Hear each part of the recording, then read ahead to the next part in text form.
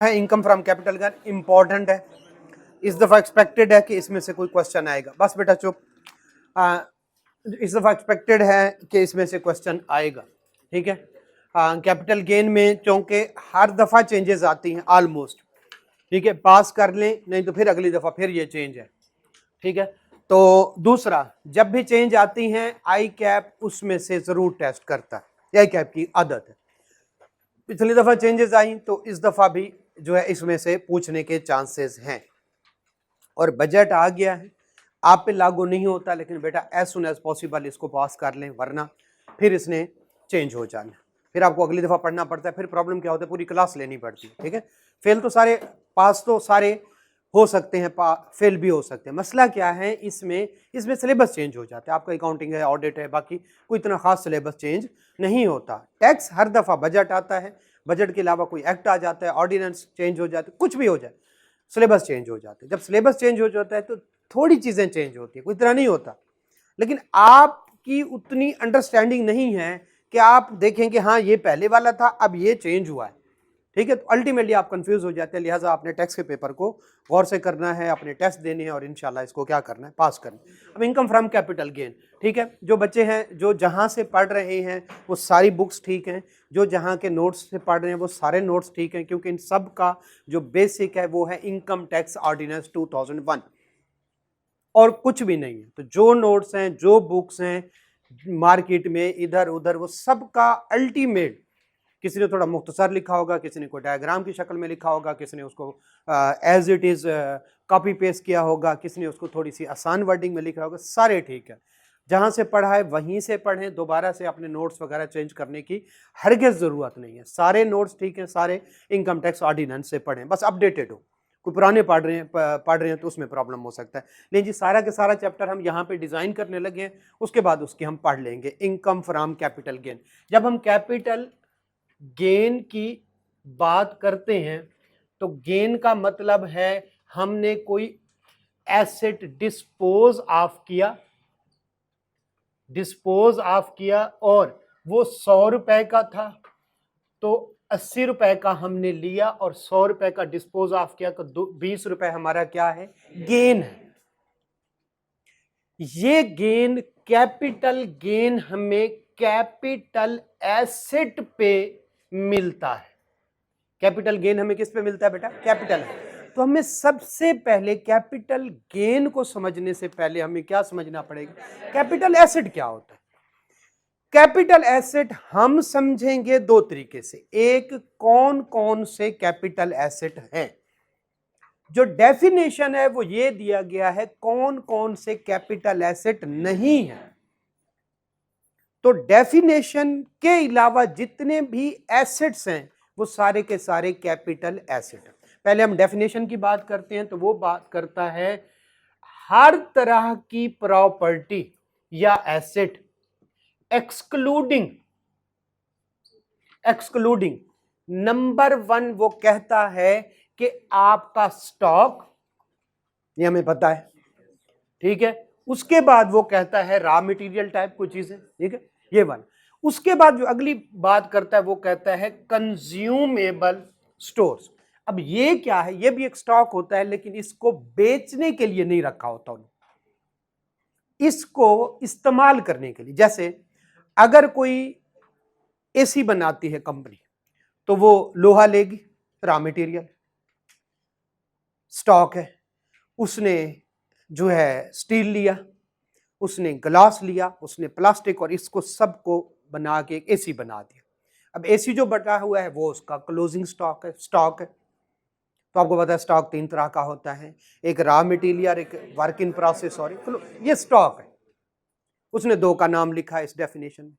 अगली जो बात है, इन मशीनों को चलाने के लिए उसको लुब्रिकेंट की जरूरत होगी, मोबिलाइल, ये भी उसने रखा होगा। कहीं थोड़ा बहुत मशीन खराब हो जाए तो उसको सेट करने के लिए कोई रेगमार टाइप की चीज रखी होगी। ये कंज्यूम हो जाते हैं, बट स्टिल अगर ये पड़े हुए हैं तो एसेट तो है। 10 लाख के अगर मोबिलाइल पड़ा हुआ है और 50 लाख का लोहा पड़ा हुआ है, ये दोनों एसेट तो हैं, उनको क्या कह रहा है, कंज्यूमेबल है, लेकिन ये कैपिटल एसेट नहीं। इसी तरह से डेप्रिशिएबल और एमोर्टाइजेबल एसेट, जो बिजनेस के एसेट हैं जैसे बिल्डिंग, प्लांट, मशीनरी, जितने भी बिजनेस के एसेट हैं वो कैपिटल एसेट नहीं। इसी तरह से सी कैटेगरी में कहता है मूवेबल पर्सनल एसेट, क्योंकि यहां अगर मूवेबल जैसे कार है, जैसे फर्नीचर है, लेकिन अगर वो बिजनेस में पड़े हैं तो वो क्या बन जाएंगे? Depreciable asset. क्लियर हो गया?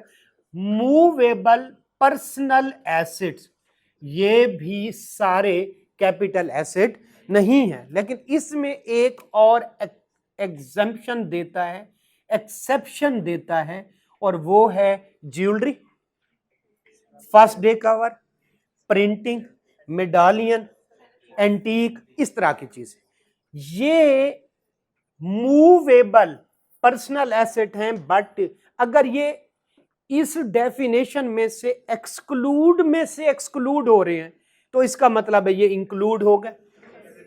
क्लियर हो गया? तो ये कैपिटल एसेट है। ये डेफिनेशन थी, डेफिनेशन की समझ आ गई। आगे चलते हैं। तो फिर जो बच गए एसेट वो सारे क्या हैं बेटा? Capital asset. अब इनको आगे लेके चलते हैं। नंबर 1, हम इसको 4 कैटेगरीज में डिवाइड कर लेते हैं। नंबर 1 शेयर्स, लेकिन शेयर्स प्राइवेट कंपनी। क्लियर हो गया? अब प्राइवेट कंपनी किसको कहता है? जिसको, जो पब्लिक कंपनी नहीं है वो क्या है? Private company. अब पब्लिक कंपनी की जब डेफिनेशन में जाएं तो वो कहते हैं जो लिस्टेड है।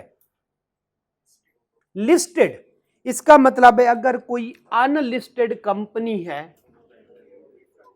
तो वो भी प्राइवेट है।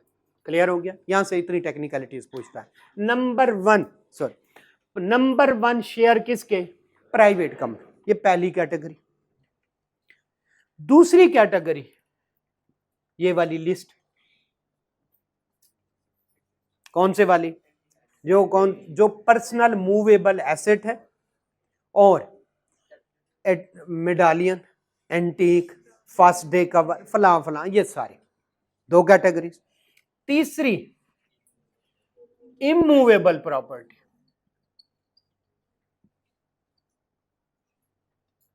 क्लियर हो गया?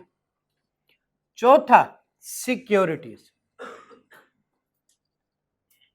क्लियर हो गया बेटा? ये 4 कैपिटल एसेट हैं। यहां तक क्लियर है? अब शेयर, ये भी तो हो सकता है 100 का बेचा, 80 का खरीदा था तो 20 कैपिटल गेन है। 100 का बेचा, 120 का खरीदा था, 20 का लॉस। क्लियर होंगे? इसमें गेन टैक्सेबल होगा और गेन जो लॉस है वो एज ए डिडक्शन अलाउड है। मतलब किसी दूसरे के साथ क्या हो सकता है, एक में गेन है तो इसका नेट ऑफ क्या हो जाएगा? 0। 20 का एक जगह पे गेन है और एक जगह पे लॉस है तो आपस में क्या हो जाएगा? नेट। जब हम यहां पे आते हैं 100 का लिया, 80 का लिया था, 100 का बेचा, 20 का गेन, ओके है। लेकिन जब हम वाइस वर्सा करते हैं कि 100 का बेच और कितने का लिया था, वो कहता है अलाउड नहीं है। ये क्लियर होंगे? इस पे गेन और लॉस दोनों अलाउड। प्रॉपर्टी में लॉस भी हो सकता है और प्रॉपर्टी में गेन भी हो। इसी तरह से इसमें भी गेन भी हो सकता है और लॉस भी हो सकता है। यहां तक क्लियर? अब इसमें लॉस नहीं हो सकता इस कैटेगरी में। कौन से वाली? जो मूवेबल पर्सनल एसेट में से जो ज्वेलरी है, मेडेलियन, फास्ट डे का, ये सारे। यहां तक क्लियर? यहां तक क्लियर? आगे चलते। अब इसका और खास तौर पर इसका लॉस कैरी फॉरवर्ड होगा 6 साल तक। इसका भी समझ ले फिलहाल 6 साल तक, इसका 3 साल। क्लियर होंगे? इसका लॉस कैरी फॉरवर्ड, और इसमें तो लॉस है ही नहीं, तो कितना कैरी फॉरवर्ड कुछ बनता नहीं। यहां तक क्लियर। अब ये जो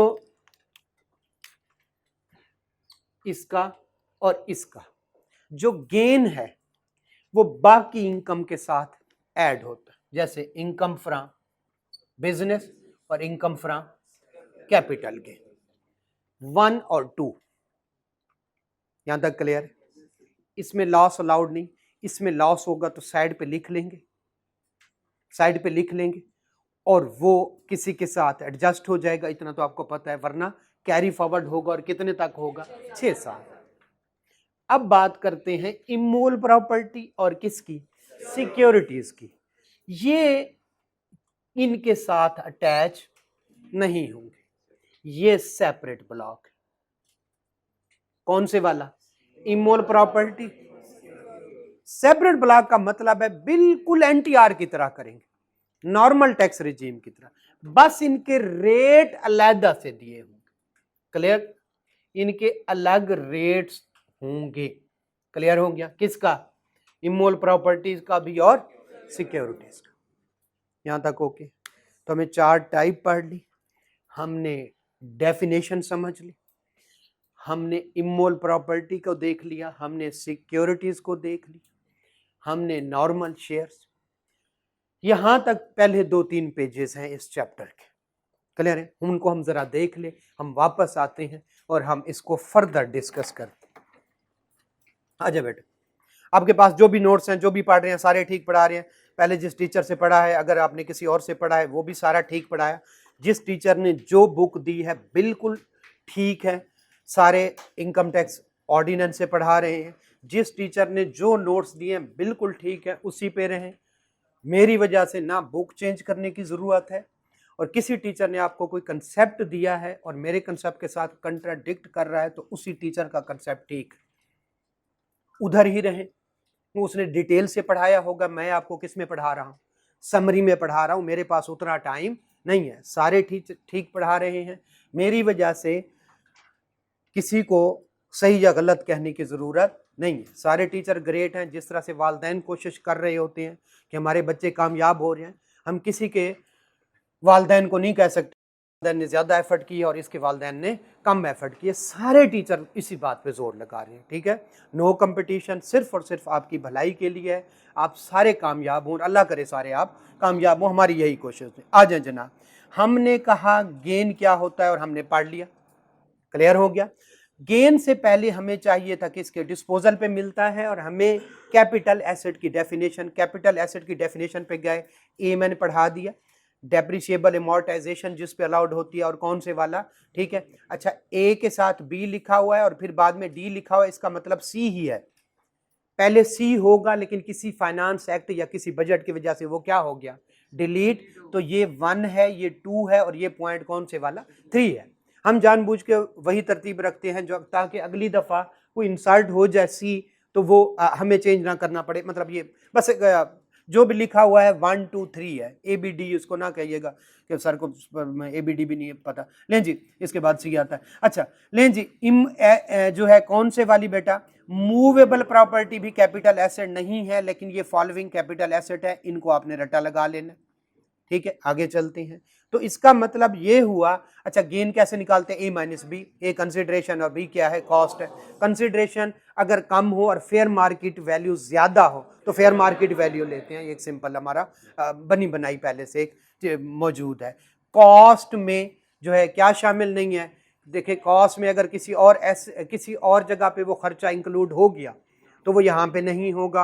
और सेक्शन 21 है एक बिजनेस का, वो रोकता है कि अगर आपने कोई कॉस्ट या कोई खर्चा किया और कैश के थ्रू कर दिया, ठीक है, तो हम नहीं मानेंगे, इधर भी नहीं मानेंगे, ठीक है। और आपने टैक्स विदहेल्ड करना था और विदहेल्ड नहीं किया, हम खर्चा नहीं मानेंगे, यहां भी वही रूल लगते हैं, ठीक है। आगे चलते हैं फिर जनाब, ये कुछ एग्जाम्पल हैं और इसमें टाइप 1 2 और 3, ठीक है।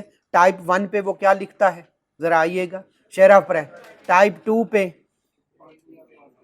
समझ गए, टाइप 3 पे, टाइप 4 पे, पूरी डेफिनेशन है किसकी, सिक्योरिटीज की, मुदारबा, पार्टिसिपेशन, टर्म फाइनेंस सर्टिफिकेट, मुशारका जो है, पीटीसी वाउचर और फलां फलां। ठीक है, अब हम आते हैं टाइप 1 का, आपको पता चल गया, टाइप 2, टाइप 3, टाइप 4। जब हम टाइप 1 पे आते हैं जी, टैक्सेबल है, ये भी टैक्सेबल है, लेकिन ये तीसरा जो है टैक्सेबल है, लेकिन सेपरेट ब्लॉक, चौथा भी है separate block. Losses yes allowed हैं, कितने साल तक कैरी फॉरवर्ड, 6 साल तक। जो टाइप 2 है उस पे लॉस अलाउड नहीं है तो कैरी फॉरवर्ड। जो सेपरेट ब्लॉक यानी इमोल प्रॉपर्टी वाला, उसका लॉस अलाउड है और वो कितने तक जाएगा, 6 साल तक। जो सिक्योरिटीज का लॉस है, ठीक है, वो सिक्योरिटीज के नंबर 1 सिर्फ सिक्योरिटीज के अगेंस्ट एडजस्ट होगा, नंबर 2 कितने तक जाएगा, 3 साल तक। क्लियर है? ले जी, अब हम एक एक करके पढ़ने लगे हैं। Capital gain on immovable security, property, A minus B लगेगा, जितने की बेची माइनस जितने की खरीदी, इमोल प्रॉपर्टी। लेकिन अगर वो बिजनेस की है, यानी वो कैपिटल एसेट नहीं होगा, क्योंकि वो डेप्रिशिएबल एसेट बन जाएगा ना, फ्लैट है। अच्छा, इसमें अब वो 3 चीजों को डिस्कस करता है। Number 1 flat, number 2 immovable property, number 3 कौन से वाला, फ्लैट। इमोल प्रॉपर्टी में बिल्डिंग ले ले ना, घर ले ले, ठीक है, कोई भी ओपन प्लॉट, यानी 3 ओपन प्लॉट, उसके ऊपर बिल्डिंग बन जाए, या फिर किसी प्लाजा में किसी जगह पे आपका क्या है, फ्लैट है। ठीक है, फ्लैट का मसला ये होता है ना छत आपकी होती है, ना आपका फर्श होता है। फर्श नीचे वालों की छत होती है और आपकी जो छत होती है ऊपर वालों का फर्श होता है। तो हाँ, ऐसा ही है। ठीक है, तो ये एक डिफरेंट चीज उन्होंने अलग से बना। खैर, तो इनके रेट अलग अलग है। ठीक है, उन्होंने कहा 2 रेट उन्होंने दिए। नंबर 1, ठीक है, नंबर 1 ये कि आपने अगर फर्स्ट डे ऑफ जुलाई को या उसके बाद, ऑन और आफ्टर खरीदे हैं तो आपको और रेट लगेंगे, और अगर इससे पहले यानी 30 जून 2024 को या उससे पहले, इससे अगला दिन कौन से वाला, 1 जुलाई को, और उसके बाद क्या कह रहा है, ठीक है, 1 जुलाई को या उसके बाद। और ये क्या कह रहा है, 30 जून यानी पिछला दिन या उससे पहले। ये 2 रेट है। ठीक है, इनको एक्सप्लेन कर देते हैं, थोड़ा सा पढ़ लेते हैं। यानी अगर आपने कोई प्रॉपर्टी खरीदी है, अच्छा, गेन कब आएगा, डिस्पोजल पे। प्रॉपर्टी खरीदी और बेच दी है, उस पे गेन आया है, उस पे जो रेट लगेगा उसकी बात हो रही है। लेकिन यहां पे जो रेट है उसके साथ क्या है, खरीदी कब।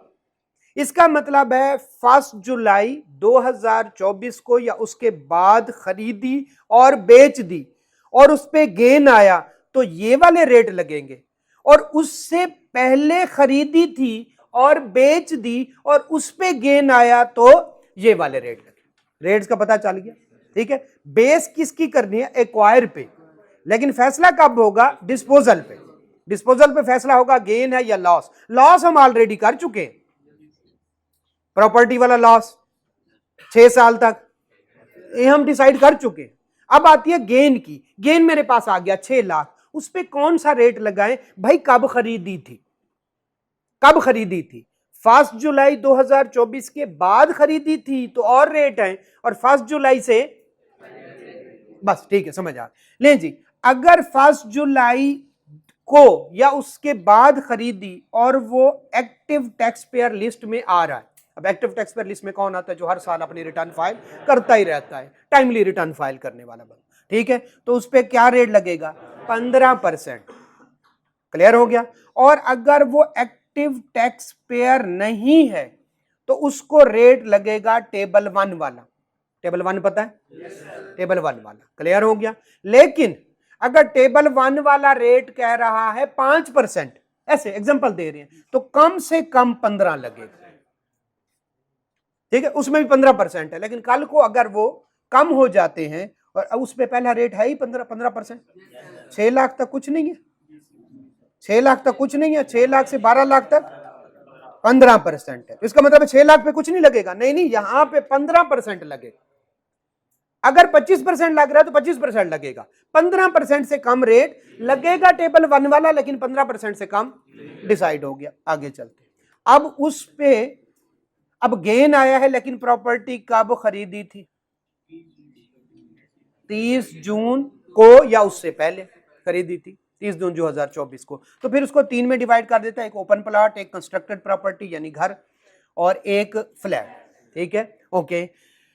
अगर साल के अंदर अंदर सेल कर ली तो 15% है किसके लिए? ओपन प्लॉट के लिए, और कंस्ट्रक्टेड प्रॉपर्टी के लिए 15%। क्लियर हो गया।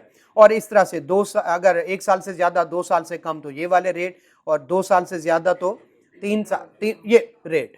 क्लियर हो गया। चल हम आगे चलते हैं। उसके बाद कुछ एग्जम्पशन कहता है वो। अब एग्जम्पशन ये दोनों सेम है, एक है 100% एग्जम्पशन, एक है कौन से वाली? 50%। अब जब 100% मिल रही है, नीचे सेम बात है, और 50% मिल रही है और सेम बात है, तो इसका मतलब है किसको प्रिवेल करना चाहिए? 100%। 50% को क्या हो जाने? रिडेंड। वो कहता है फर्स्ट सेल। फर्स्ट सेल मतलब मुझे प्लॉट मिला और मैं पहली दफा क्या कर रहा हूं? सेल कर रहा हूं। लेकिन अगर प्लॉट किसी और को मिला और उसने मुझे सेल किया, फिर किसी और को सेल किया जो है, तो या जो है 3-4 बंदों से गुजर के आया है, फिर ये एग्जाम्पशन नहीं मिलेगी। ये किस पे है? First cell. फर्स्ट सेल क्या होती है? आर्मी की तरफ से प्लॉट मिल गया, एयरफोर्स की तरफ से प्लॉट मिल गया, किसी गवर्नमेंट इंप्लाई जैसे ये assistant commissioner, deputy commissioner level के बंदे होते हैं, इनको प्लॉट मिला और ये पहली दफा बेच रहे हैं। ठीक है, तो उस पे अगर मिले तो उसको उनको क्या है? 100% एग्जम्पशन। किस किस को है? आए जरा पढ़ ले। Number 1, a person who dies in service of Pakistan and forces. ठीक है, sorry, Pakistan armed forces, PF आगे लिखा होगा।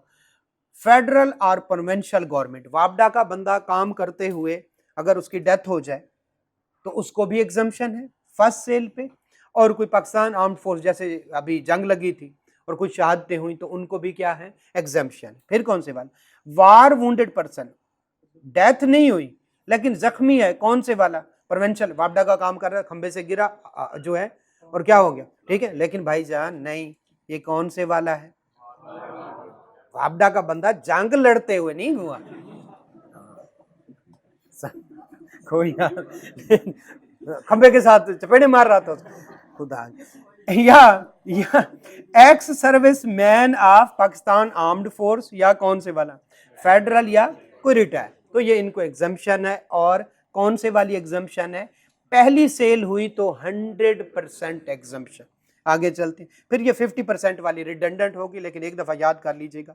अब आगे चलते हैं। वो कहता है अगर 3 साल से ज्यादा हो जाए तो फिर आपको टैक्स 75% माफ हो जाएगा। अगर आपकी इमोबल प्रॉपर्टी आपने बेची और उसको कितने साल हो गए? 3 साल, तो आपको टैक्स कितने माफ है? 75%। क्लियर हो गया। चले ले जी, इसका मतलब है यहां पे हम जाएंगे एक्सीड। ठीक है, अच्छा 4 साल है या 3 साल? 3 साल की बात हो रही, 3 years। ठीक है, तो कितना टैक्स या रेट?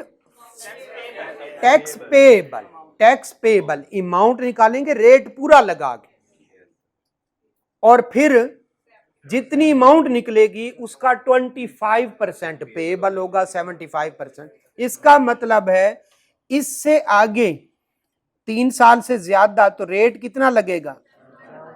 7.5% रेट लगाएंगे। जो टैक्स पेबल होगा उसमें से कितना माफ हो जाएगा? ठीक, चले, बस ये आप समझ आ गया। अब आगे चलते हैं। A-B है वो हमें पता है। ठीक है, और इन पे कोई लॉस अलाउड नहीं है, ये क्लियर है। ठीक है, अब आते हैं सिक्योरिटीज पे। सिक्योरिटीज में 3-4 मुश्किल बातें हैं, वो हम पहले कर ले, फिर हम सिक्योरिटीज को पढ़ते हैं।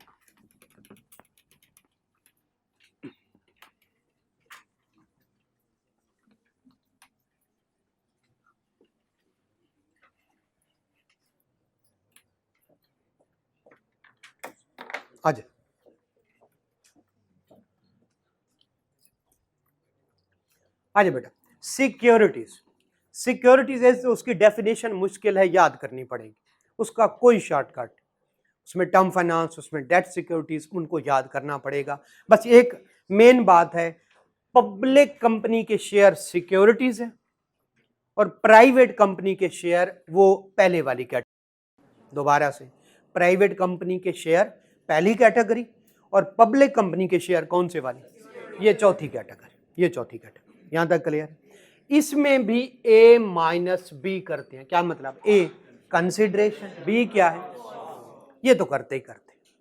सेपरेट ब्लॉक है या टेबल 1 2 वाले रेट, सेपरेट ब्लॉक, ये कंसीडर होंगे। इसके रेट हम देख लेते हैं और रेट भी इसके थोड़े कॉम्प्लिकेटेड है। 2013 से पहले है तो कोई नहीं है, 13 से लेकर 22 तक और रेट है, 22 से 24 तक और रेट है, 24 से ऑनवर्ड और रेट।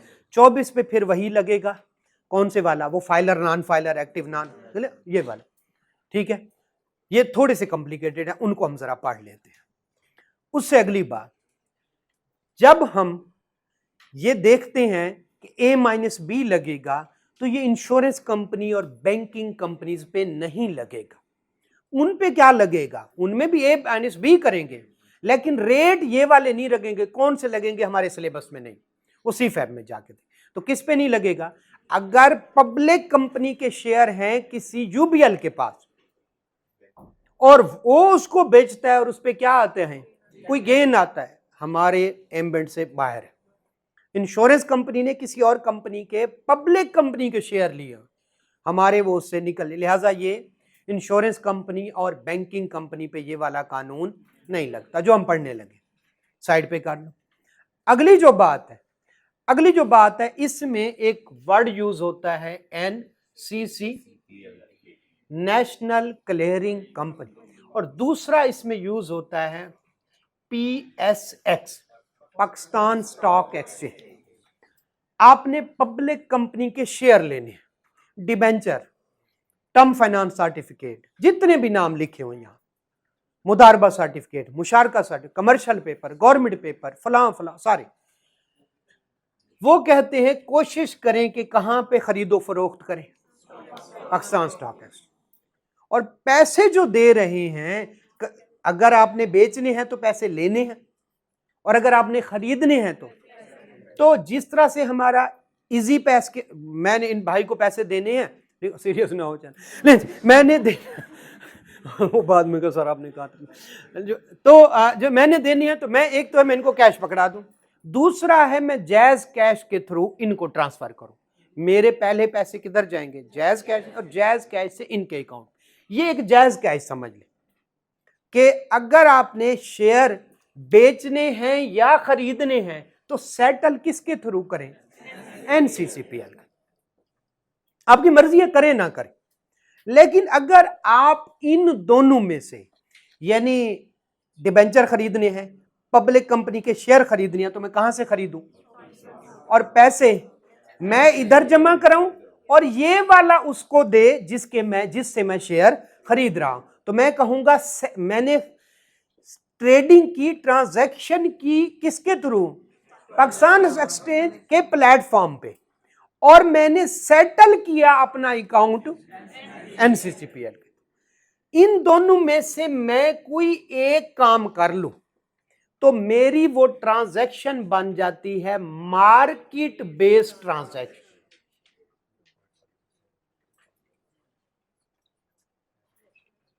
यहां तक क्लियर हो गया, मेरी वो ट्रांजैक्शन क्या बन जाती है, इसके अंदर आर है, ये ख्याल रखिएगा, इसमें आर है, क्योंकि बाद में एंड भी आएगा, ठीक है। तो आपने इसके थ्रू खरीदने बेचने हैं और पेमेंट इसके थ्रू, इनमें से कोई एक कर लें तो आपकी क्या बन जाएगी, मार्केट बेस्ड ट्रांजैक्शन।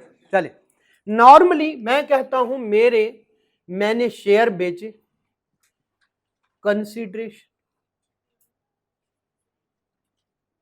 कंसिडरेशन 100 रुपए की, और मेरी कॉस्ट, अब कॉस्ट में शामिल है मेरी परचेज प्राइस, और वो है मेरी 60 रुपए। मैंने कमीशन पे किया, ठीक है, 10 रुपए का, और मैंने कोई और अदर इंसिलरी एक्सीडेंट एक्सपेंस, ठीक है, ब्रोकरेज वगैरह कुछ पे किए वो भी 10 रुपए, तो मेरी कितनी बन गई कॉस्ट? बट ये कमीशन ये सारे सेक्शन 21 लगेगा, इन पे टैक्स काटना है तो काटें और ये वो सारे। चलिए वापस आते, तो मेरी टोटल कॉस्ट कितनी बन गई? 80 रुपए। ये नॉर्मल हम करते हैं, कितना आया? ये नॉर्मली करते हैं। ये ए बन गया, ये बी, तो मेरा गेन कितना आ गया?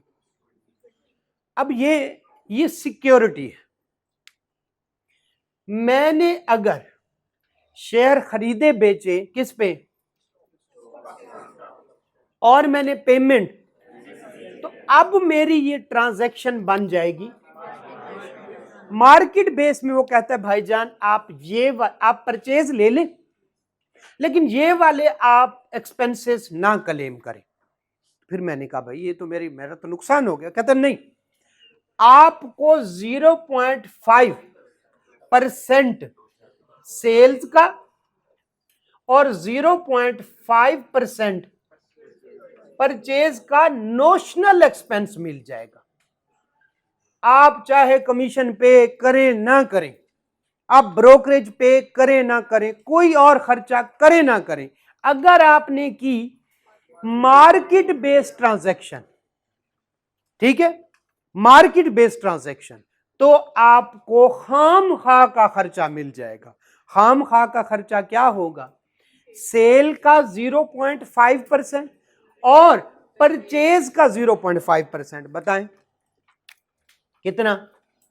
जल्दी से हम यूं कर लेते हैं, 1 का ये आ गया, 1 का ये आ गया, क्लियर हो गया? तो कितने खर्चा होंगे?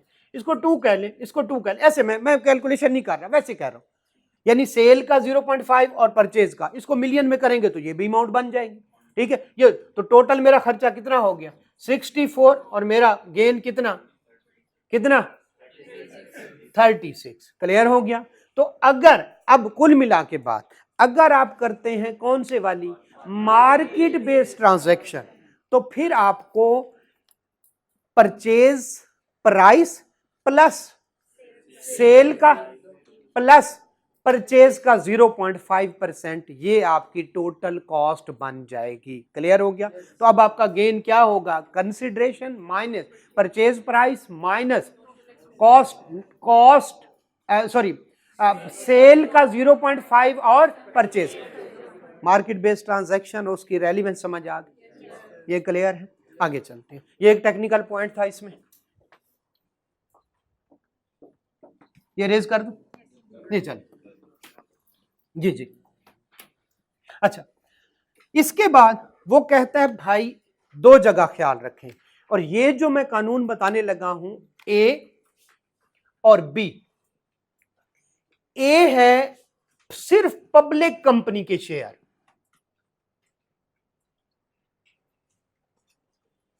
और पब्लिक किसको कहता है यहां पे? अनलिस्टेड पब्लिक, सिर्फ लिस्टेड कंपनी, बस और कोई नहीं। और ये जो बी वाला कानून में बताने लगा हूं वो है अगर आप आईपीओ के थ्रू, इनिशियल पब्लिक ऑफरिंग, जब आप किसी अनलिस्टेड को लिस्टेड की तरफ जाने लगते हैं या प्राइवेट कंपनी को लिस्टेड पब्लिक कंपनी बनाने लगते हैं, तो आईपीओ, ये आप जो है I2B में डिटेल से पढ़े, मैंने इसको आईपीओ करा रहे हैं, तो उस पे ये मैं 2 बातें बताने लगा। ये वाली बात समझ आए कि मैं ये जो कानून अब नेक्स्ट बताने लगा हूं, क्या वो डिबेंचर पे लगेगा? नहीं। क्या वो टर्म फाइनेंस सर्टिफिकेट पे लगेगा? नहीं लगेगा। सिर्फ पब्लिक कंपनी के शेयर्स की बात हो रही, और इधर किसकी बात हो रही है? अगर कोई आईपीओ की तरफ जाने लगे, ये उनके बारे में है, डिफिकल्ट है, डिफरेंट बात। वो कहता है पब्लिक कंपनी के शेयर सेल करें तो उन पे क्या आएगा? गेन आएगा। बताएं एनटीआर में जाए या सेपरेट ब्लॉक में? सेपरेट ब्लॉक में। लेकिन अगर आप जो कानून बताने लगा हूं उसकी वायलेशन की, तो वो सेपरेट ब्लॉक में नहीं जाएगा, किधर जाएगा? बाकी इनकम के साथ ऐड होगा, और आपका 45% तक रेट जा सकता है। ऐसा है ना, क्योंकि इसमें इनकम फ्रॉम फिर बिजनेस ऐड हो जाएगी। तो आपने ख्याल रखना है इस कानून की वायलेशन नहीं करनी, वरना आपको जो सेपरेट ब्लॉक वाला है उसको कहते हैं 37A, और जो ये एनटीआर वाला है उसको सेक्शन कहते हैं 37। फिर आपको 37A नहीं लगेगा। जो मैं कानून बताने जा रहा हूं वो लगता है पब्लिक कंपनी के शेयर्स पे, बाकी सिक्योरिटीज में बाकी किसी पे नहीं लगता।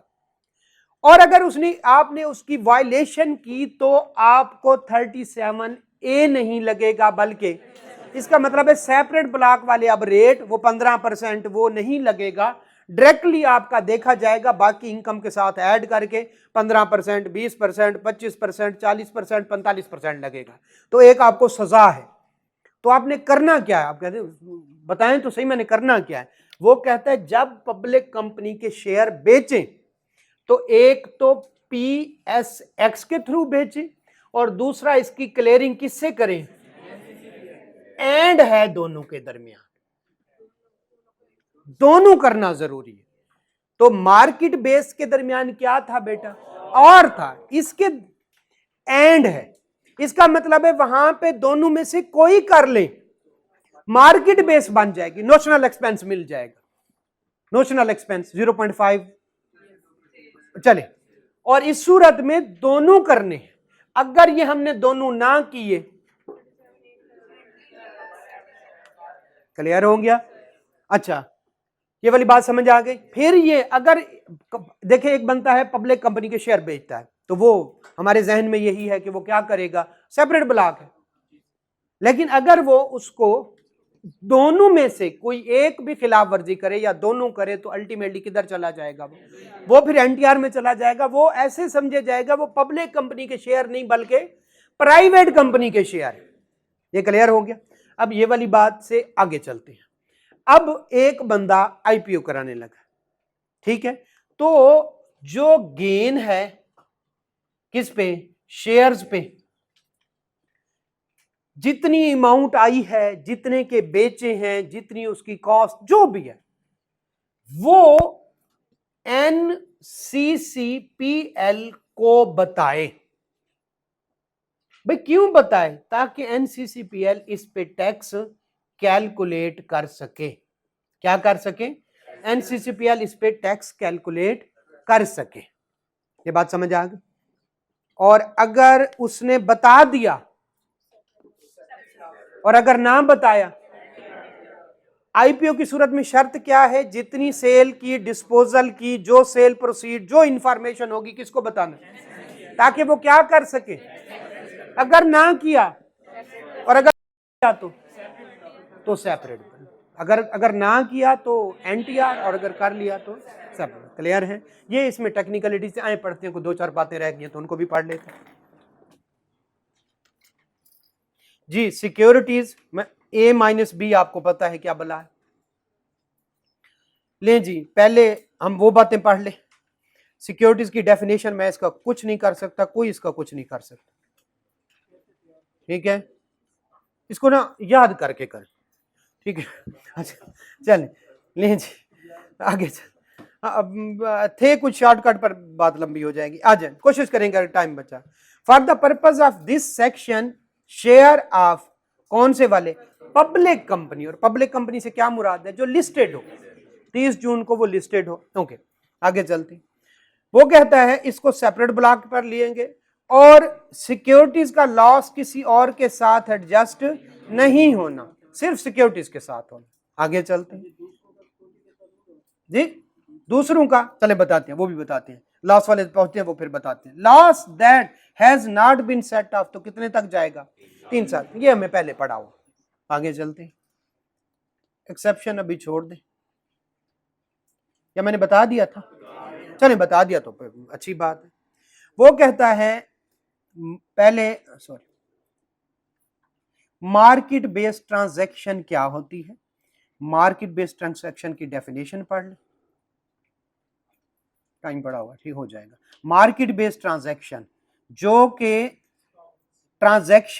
के स्टॉक एक्सचेंज पे आर लिखा हो, आर को करेंगे और इधर से क्वेश्चन बनाएगा, न्यूमेरिकल बनाएगा तो यहीं से बनाएगा। एक में आर, एक में एंड, इसमें आर है। या कौन से वाला, प्लेटफॉर्म ऑफ कौन से वाला, एनसीसीपी। ये मार्केट बेस्ड ट्रांजैक्शन होगी। Market based transaction involving any security, इसमें प्राइवेट कंपनी के शेयर, ये वो सारा कुछ, आ नोशनल एक्सपेंस इक्वल टू 0.5% किसका, सेल प्रोसीड का एंड उसकी कॉस्ट का, दोनों मिलेंगे इंस्टेड ऑफ एक्चुअल। क्लियर हो गया? ठीक है। अच्छा, ये रटा लगा लीजिएगा कि इन पे अप्लाई नहीं होगा, एक ओपन एंडेड म्यूचुअल फंड है, और अगर कोई फ्यूचर कॉन्ट्रैक्ट्स हैं और पाकिस्तान मर्केंटाइल वाले उसको इनिशिएट करते हैं तो उन पे ये वाला कानून नहीं लगेगा। इसका मतलब है उन पे नोशनल एक्सपेंस नहीं मिलने बल्कि नॉर्मल एक्चुअल एक्सपेंस मिलने। चले, ये वाली बात समझ आ गई। ऊपर चलते हैं। Capital gain arising on disposal of the following shall not be taxed as a separate block, बल्कि वो सेक्शन 37 क्या मतलब है, नॉर्मल टैक्स ले। दो चीजें हैं, number 1 disposal of share of listed company, और दूसरा कौन से वाला है, डिस्पोजल थ्रू आईपीओ। दोनों समझ आ गए? चले पढ़ते हैं। अदरवाइज अगर आप इसके अलावा करते हैं, कौन से वाला, स्टॉक एक्सचेंज के थ्रू ना करें और एनसीसीपीएल के थ्रू सेटल ना करें, तो आपको क्या सजा मिलेगी, एनटीआर में चला जाएगा, उसको 37A की बजाय 37 सेक्शन में। ओके, समझ आ। Disposal through initial public offer, ठीक है, लिस्टिंग प्रोसेस के दौरान सवाए, ये यानी इसका मतलब है वो कह रहा है नॉट, तो इनिशियल पब्लिक ऑफरिंग नॉट होगी सेपरेट ब्लॉक, और क्या किस में चली जाएगी, हाँ अगर आप कर लें, एक्सेप्ट कर लें, where the detail of such disposal are furnished to, NCCPL को सारी डिस्पोजल की डिटेल दे दी ताकि वो क्या कर सकें, उस पे कैपिटल गेन कैलकुलेट करें और उस पे टैक्स कितना बनता है वो कैलकुलेट कर सकें। अगर ये उसको इंफॉर्मेशन दे दें और ताकि वो, तो फिर सेपरेट ब्लॉक में, और अगर उसको इंफॉर्मेशन ना दें तो एनटीआर। चलें जी, अब रेट पढ़ते हैं। रेट 4 तरह के। नंबर 1, 1/7/2013 से पहले 0%। आगे चलते हैं। 1/7/13 के बाद और 1/7/22 से पहले। 1/7/22 शामिल है उसमें? नहीं, पहले ये यहां से क्वेश्चन बनाएगा, अगर उसने बनाना हो वो आपसे रेट दे देगा आपको, लेकिन रेट गलत लगाएंगे आप फिर।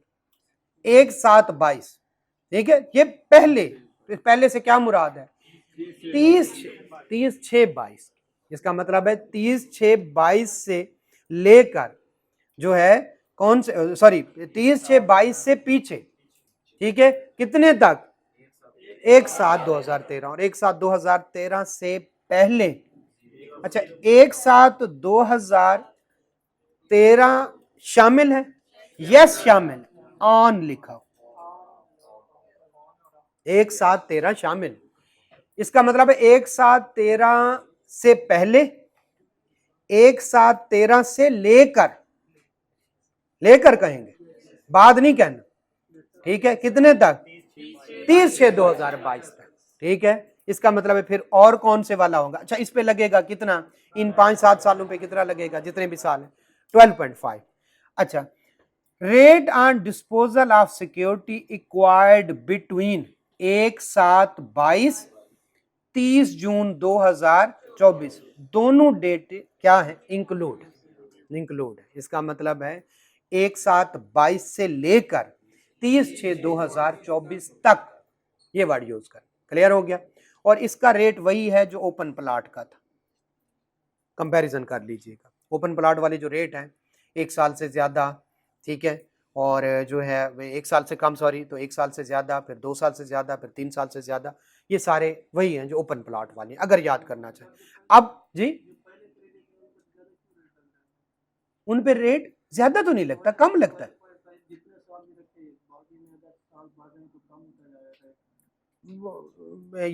ये रेट कम ज्यादा मतलब ये इस पे 12 लगाया गया, ठीक है जी, ये गलत है, मैं डांटूंगा इस दफा एफबीआर वाला, बहुत गलत बात, मीटिंग होने दो अगली, कानून है यार, क्या क्यों, क्या मतलब। अच्छा मेरी बात सिंपल बात, चले आपने ये क्यों नहीं पूछा कि रेड पे क्यों रुकते हैं, मैंने आंदा ग्रीन पे रुकना है, टेढ़ा मुंह करके आ जाएगा, कार ने उठा के उधर मारे, उन्होंने कह दिया रेड पे रुकना है तो रुकना है बस, ठीक है, कानून है, ठीक है।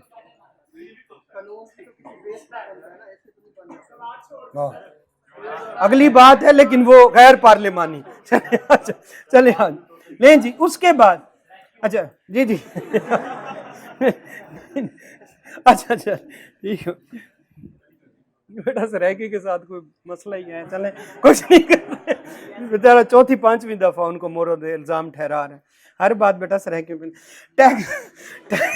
टैक्स रेट ऑन, समझ गए है भी वही। अच्छा ओके, फर्स्ट, अच्छा फर्स्ट डे ऑफ जुलाई को या उसके कौन से वाला,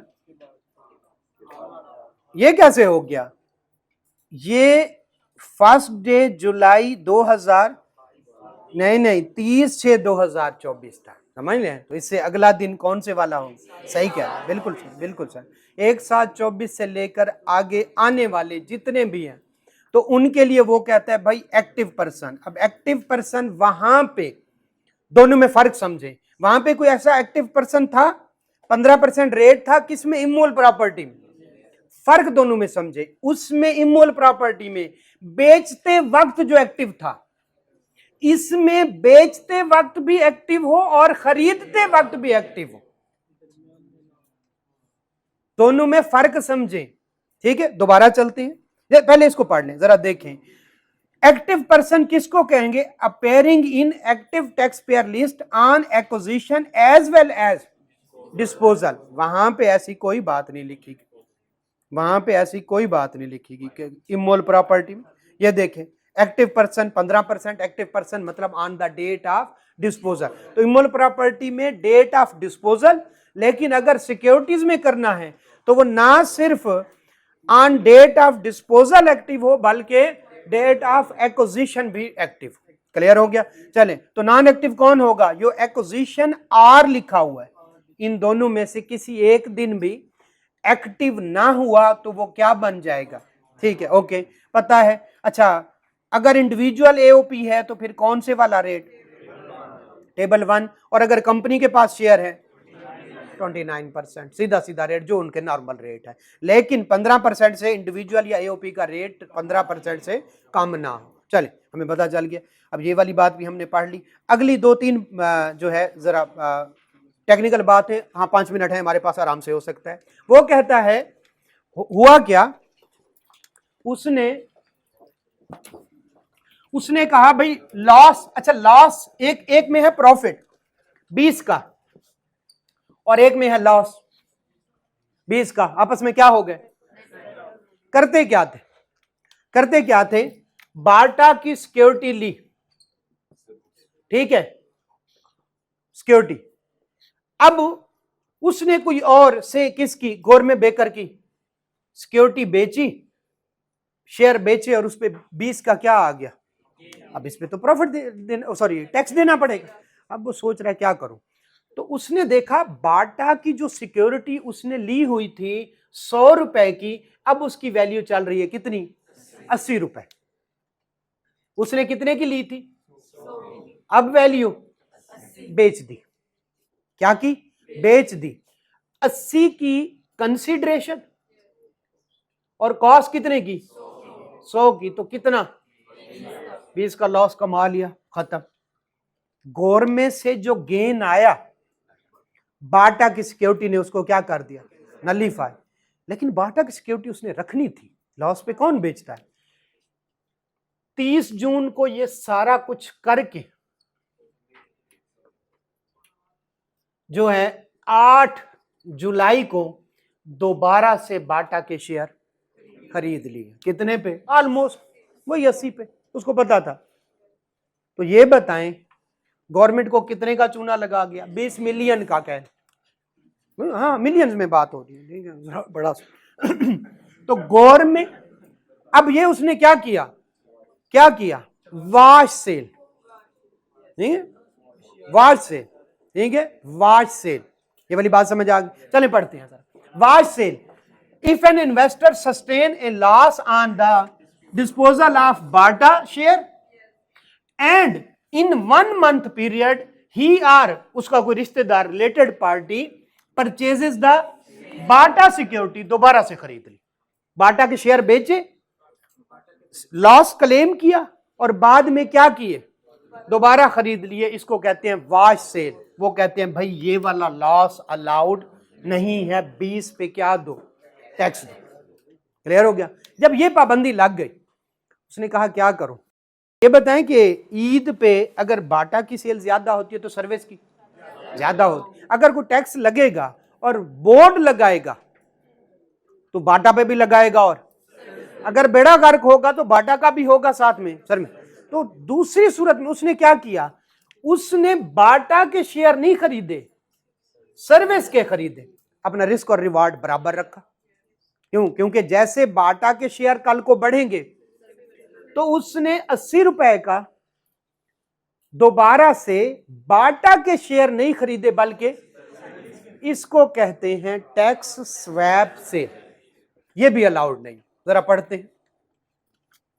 अच्छा, जो शेयर वगैरह होते हैं इनको कहते हैं पोर्टफोलियो, और इसकी वजह से जो कमी बेशी होती है उसको कहते हैं रिस्क एंड रिवार्ड। तो उसने पहले सेम सिक्योरिटी खरीदी, अब सेम सेक्टर की सिक्योरिटी खरीदी, रिस्क और रिवार्ड तो उतने ही रहे। बाटा के शेयर ऊपर जाएंगे तो गवर्नमेंट ने जब ये देखा, उन्होंने कहा नहीं भाई, वाश सेल भी अलाउड नहीं है और टैक्स स्वैप सेल भी allowed. In case investor who realise loss does not, जो जिसने बाटा को बेचा था और लॉस रियलाइज कर लिया 20 रुपए का, does not purchase the Bata share, in this he chooses another similar security in similar. जूतों वाले ही सेक्टर में, जूते पढ़ने चाहिए इसको, तो जूतों वाले सेक्टर में ही उसने सिमिलर सिक्योरिटी खरीदी। क्लियर है। दो this through this he has claim tax liability, अपनी जो है ही एलिमिनेटेड, कौन से वाली, अपना 20 का जो गोरमे वाला टैक्स लाइबिलिटी बनती थी उसको भी एलिमिनेट कर लिया, and also maintained portfolio, share भी तकरीबन उतने ही हैं उसके पास, बाटा क्यों या share, at the same risk return profile, profile वैसा का वैसा, बाटा के नहीं तो सही, किसके सही, सर्विस। उन्होंने ये भी डिसअलाउ कर दिया। अगला जो है वो कौन से वाला, क्रॉस ट्रेड, और इसको यहीं पे खत्म करेंगे। लेकिन क्रॉस ट्रेड इसका क्या मतलब है कि एक मेरा ऑफिस है, अच्छा सेपरेट लीगल एंटिटी है कंपनी, ये तो पता है, एक कंपनी मेरी लाहौर में है, एक कंपनी मेरी है किसमें, जनाब कराची में। अब दो सेपरेट लीगल एंटिटी है। लाहौर के पास कुछ शेयर पड़े थे, उन्होंने बेचे और उस पर आ गया गेन। अब गवर्नमेंट कहती है इस पर टैक्स दो, तो कराची वालों से कहते हैं कुछ ऐसे हैं तुम्हारे बाटा के शेयर तुम्हारे पास पड़े हुए, कहते हैं हाँ मुझे बेच दो, ठीक है। अब ये क्या होगा, महीने के अंदर अंदर बाटा के शेयर ना भी खरीदे तो किसके पास पड़े हुए, अपने घर ही पड़े हुए हैं ना। मेरी एक कंपनी जो कराची में है वो बाटा के शेयर बेचती है ताकि गवर्नमेंट के किससे बच सके, गेन से बच सके। तो इसको क्या कहते हैं, क्रॉस ट्रेड। जब एक जैसे ब्रोकरेज हाउस आपस में स्वैप करे ताकि शेयर बाहर ना जाए और किससे बच जाए, टैक्स से भी बच सके, तो ऐसा भी लॉस अलाउड नहीं है। कल यहीं से स्टार्ट करेंगे, ऑलमोस्ट चैप्टर कंप्लीट हो।